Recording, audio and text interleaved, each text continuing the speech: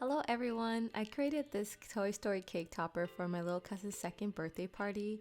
I actually made one previously, but I didn't like how it turned out. It ended up warping because I didn't have backing, and also I was using a new glue. So this time I used my original glue and I added a solid foundation, and I love this version so much more. So stick around, see how I made it. Of course, I'm going in with my Cricut to do all of my cuts. I prep all of my mats by just getting all my colors, paper out and ready. I do add masking tape to the edges just to make sure that it doesn't lift up. I want to say it took me about 40 minutes or so to get through all of the cuts. It does take a while, but granted, it's still a lot quicker than if I were to try to do all of these cuts by hand, so I'm not complaining.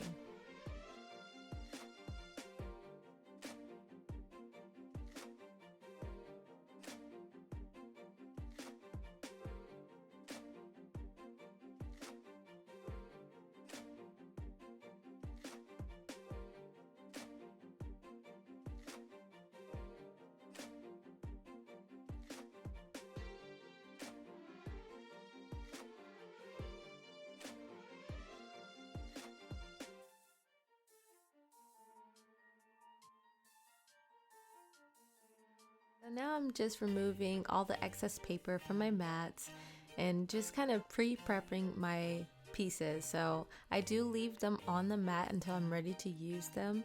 That way it just creates for a cleaner workspace. My first projects where I've taken off all the pieces, it just makes it so much more chaotic to work in. So I've kind of learned my lesson, and now I just keep all the pieces on the mats until I'm ready to assemble.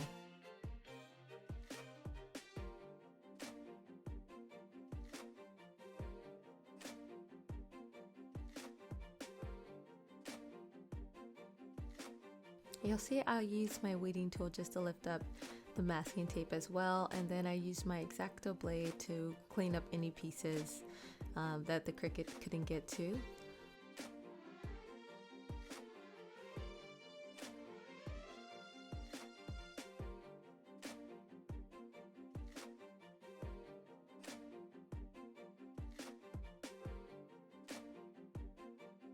I do apologize for switching the camera angle so many times. I was kind of trying to figure out what's the best way to record, and I'm still trying to figure that out. So if you have any comments or constructive criticism for me, please don't be afraid to say it.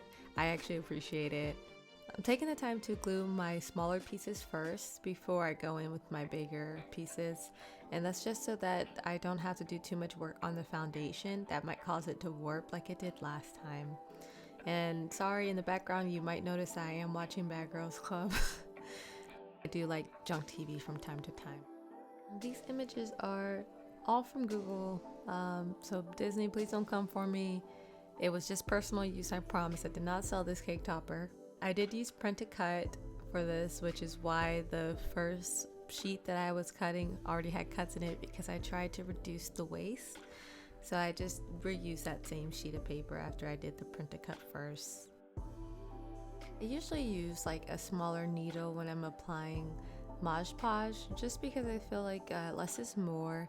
It has a really great hold, so you don't really need too much of the glue, and it's better in fact if you don't use a lot of it, so that it doesn't I guess the paper doesn't get soggy and start warping or just giving any type of undesirable result.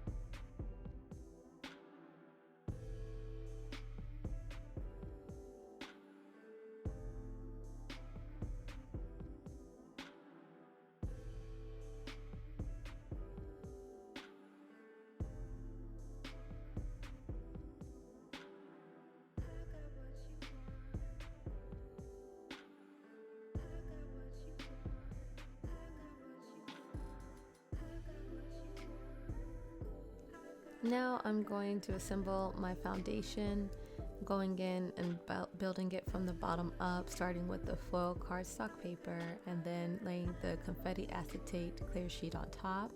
And that's going to give the illusion of a shaker cake topper. I haven't made one yet, but please stick around, subscribe, because I will get to it.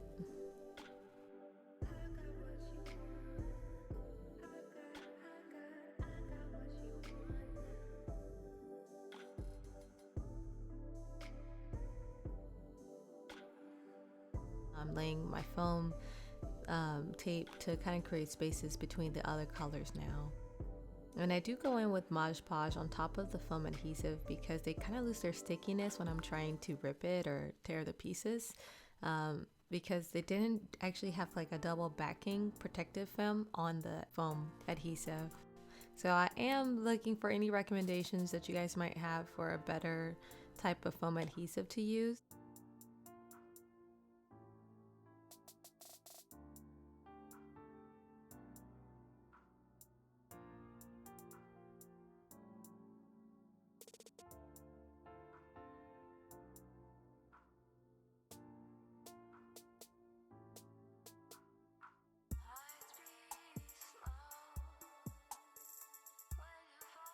So now that I've built my foundation, I'm going to go in and put all of my pieces together on top. I do take a look at my design space design for reference, so see like which pieces were behind what, just so that it can kind of look like it looked in the picture.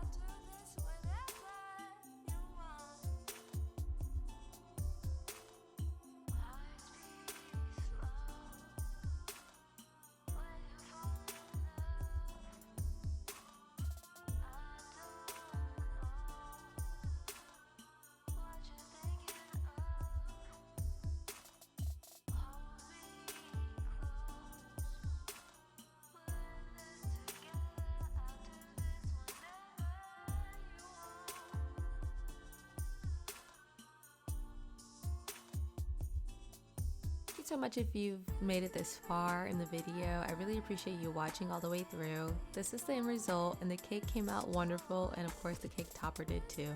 Thank you so much for watching.